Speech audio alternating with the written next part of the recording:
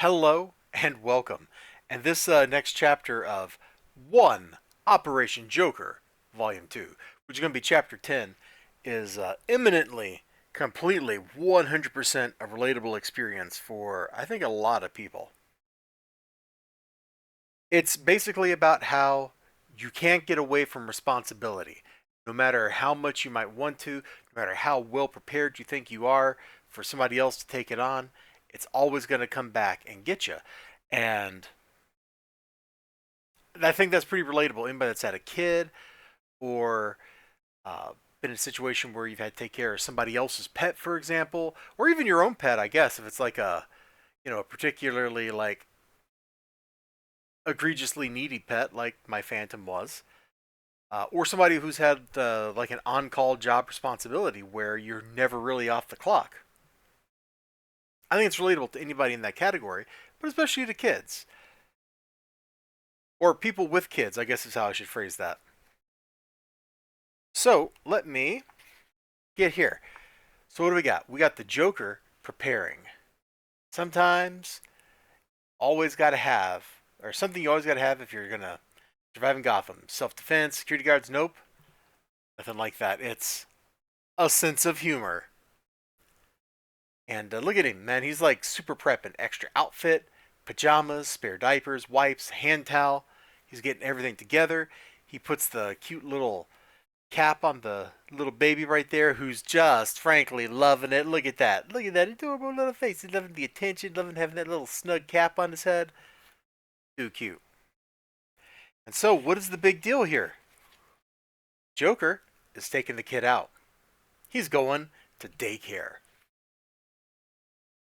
So he drops the kid off, and as he's trying to make his escape, he can't. He keeps getting interrupted. In fact, on his way there, he didn't even make it all the way because he forgot Bruce's ID card. So the Joker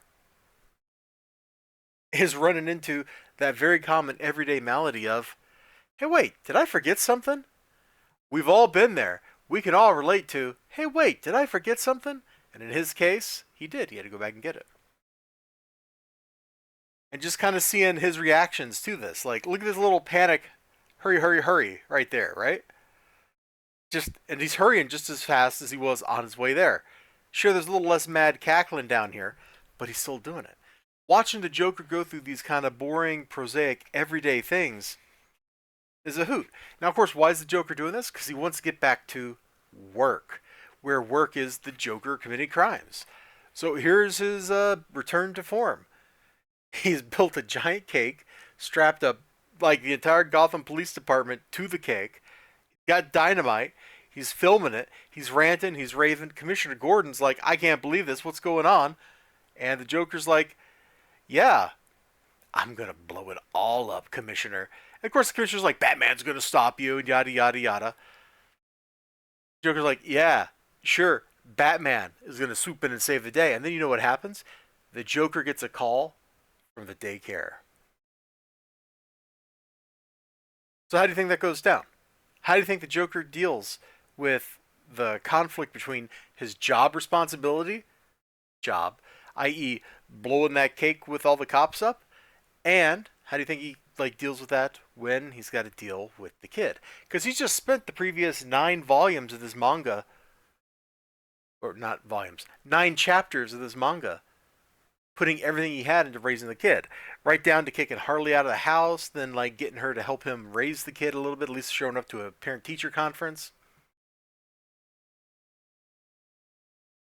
So what do you do if you're the Joker? Do you interrupt your theatricality? Do you go back to the daycare? Do you not do anything? Do you just give up on life and blow yourself up? I don't know. You'll have to read and find out. Although, since that's not the end of the manga, you may have guessed that the Joker does not unalive himself in here. But it's pretty funny.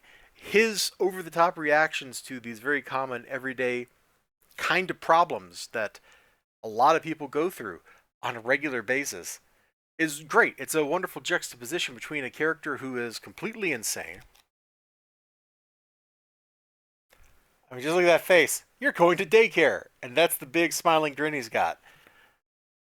I wouldn't have that grin. You probably wouldn't have that grin in that situation. but he's the Joker. He's got the grin. He's reacting in this over the top, super expressive manner. And that's where all the humor comes from. And this was pretty funny. It was very relatable. It was pretty funny. I chuckled through like the whole thing. I'm really loving this book, man. You all take care of yourselves. You have a great one. Remember to like, comment, subscribe, all that good stuff. And I hope to see you again next time. Until then, bye bye.